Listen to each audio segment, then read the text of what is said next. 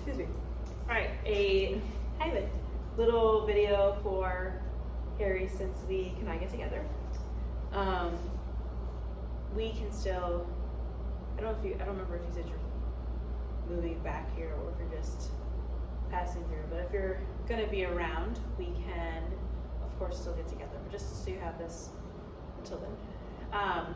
So the first thing is, I don't remember what I kind of went over in the last video. I switched him over to a prong collar. The reason that I did that was so that I could communicate with him more effectively. So what I was finding was that with like the slip lead or like just attaching the leash to his flat collar, when he got a little agitated, that resistance from the leash pulling onto him kind of caused more frustration and almost like it activated him into a little bit of aggression. So with the prong, it's much more effective. Like he's responsive to it in the moment. And when he gets into those little tizzies, I want to make sure that I'm matching my source of pressure to his level of excitement or frustration. I don't want to, if he's at like a 5 or a 6, 10 being the highest, I don't want to resist and hold him back at like a level 1 or 2 or 3, because then we're almost going to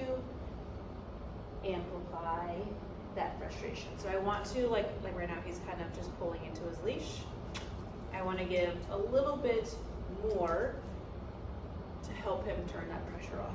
I hope that makes sense. Like pressure is going to be tension in the leash. So if he is pulling, trying to go like sniff or antagonize or instigate or whatever we want to use, I want to make sure that I'm pulling him back effectively to where I'm not frustrating him. So I want to be like, nope, not an option, go away. As soon as he moves towards that source of pressure, I'm removing it and we can switch back into positive reinforcement. Go away, get all the good stuff. If you have treats, that's great. When I'm out on walks, I'm much more, I'm a little bit stricter with him being right here by my side so that he's not checking out and self-rewarding all over the place by sniffing and peeing on everything. Like those are definitely things that I'm going to allow him to do, but much more so on my terms, where I'm using it as a reward of it. Like, hey, you can go sniff and do all of that. So just so he's not getting the habit of checking out and fixating on the world and around him. Not that he's so problematic on leash, as I have seen him get a little bit like, what's that over there? And I just kind of want to curb that. I want to be like, oh, let's check back in with me, keep walking with me. The big thing that I've seen with him is a little bit of like barrier frustration, where there's like a fence or a gate. He gets a little animated, and that's another thing. Like I really want to make sure I'm applying enough pressure that we can end that behavior. So if there's no leash on, it's going to be nope, out. Like I want to effectively communicate with him to make him stop it. I want to make sure that I'm using words that he understands. So you hear me use the word, hey, Harry, out.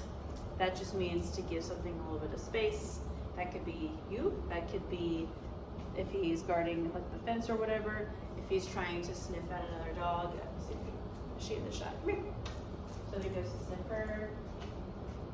Out. Good boy.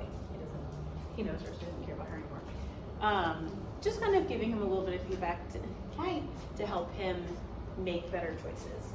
I use the yes marker a lot if I ask him to leave something alone, or another dog comes near him and he doesn't, like before he has a chance to react, I'm going to do that yes, so that he can get something good out of the experience. Sorry, words. And that's counter conditioning. Every time this event happens, you get something really good. Eventually the two are synonymous, right? Like the dog walking around me equals good things for my handler. Maybe the dog walking around me isn't such a bad thing. I just got out of lesson, so I apologize if this is all like all over the place.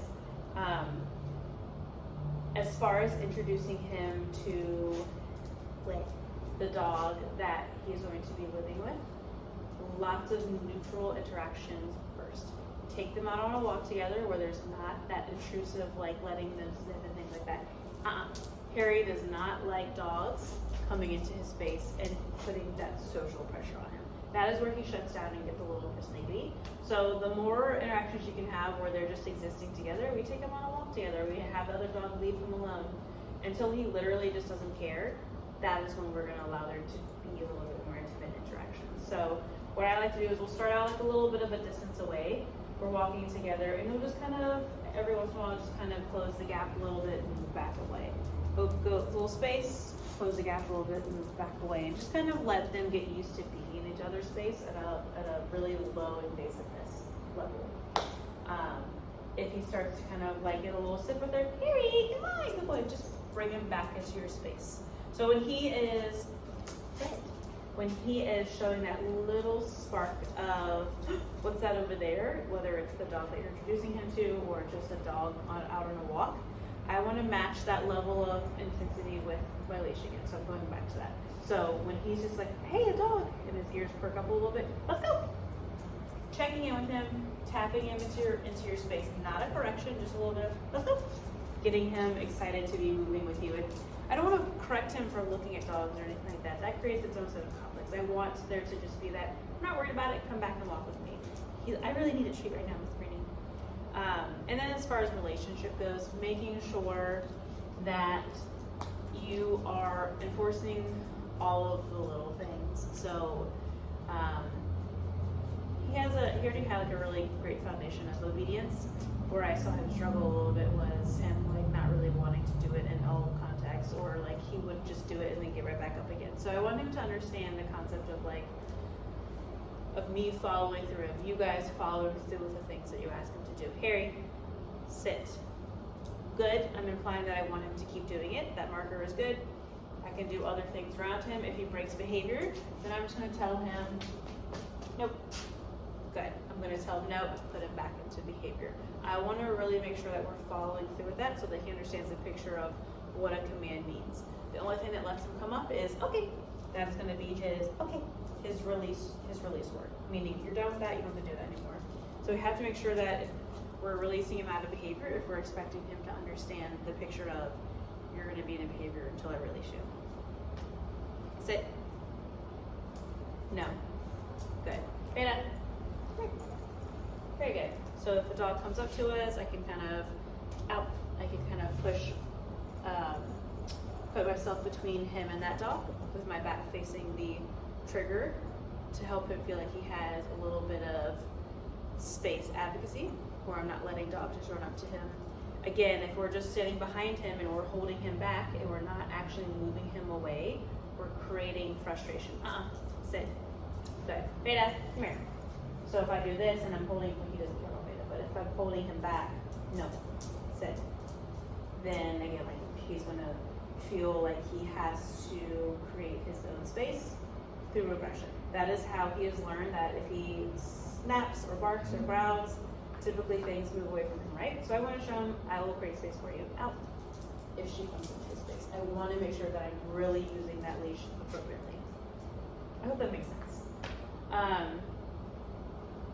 Feel free to like ask any questions regarding this video. I can definitely go into more detail. I'll be gone all next week, but I'll probably, because I'm a lizard, check my email. So yeah, I know I'm all over the place with this video. So just ask away. We can certainly figure out something to either get together or Zoom or whatever as far as communicating, because I want to make sure that you guys are comfortable with introducing the other dog. Again, like really pushing neutrality. Don't let there be this like super stressful moment of holding each other back so that they can sniff each other, because he's probably not gonna respond well to that because it's so much social pressure. Just let them exist together. Oh, that's why I had the Beta, go lay down. Sorry. This isn't about you. Harry, place. Good boy. Go. Go, go, go. Nosy. Beta, go. Oh, did the place command so that he could have an area to kind of go settle down. It's his area. Everyone leaves him alone, but he can be on his place while the other dog does things with you in the room. If he comes off of his place, nope. Place, just put him back on. Remember to follow through and to execute the thing that you're asking for. If he keeps coming off and you give up, he's going to learn, hey, this is what I have to do to be successful in doing this behavior. If every single time it comes off, you put it back on, eventually he will settle into behavior and learn how to just generalize it at home and do that regardless of what's going on around him. So this is meant for impulse control, where he's learning that he is right here, things are happening around him, he does not need to respond to every little event in his environment. We're practicing this in the home and creating a skill set to where he can have that same impulse control on walks, around other dogs, around things that are a little bit more exciting and tempting and things that he wants to respond to. But boy, good. When he's on here, bring him food if the other dog is moving around and doing things and he's doing really good, of course pay him, but he doesn't need food for every little thing that he does, but we're gonna reward those really big events. If you're taking him out on a walk and you know there's probably gonna be a lot of big dogs around, I would take those high value treats just so you're prepared.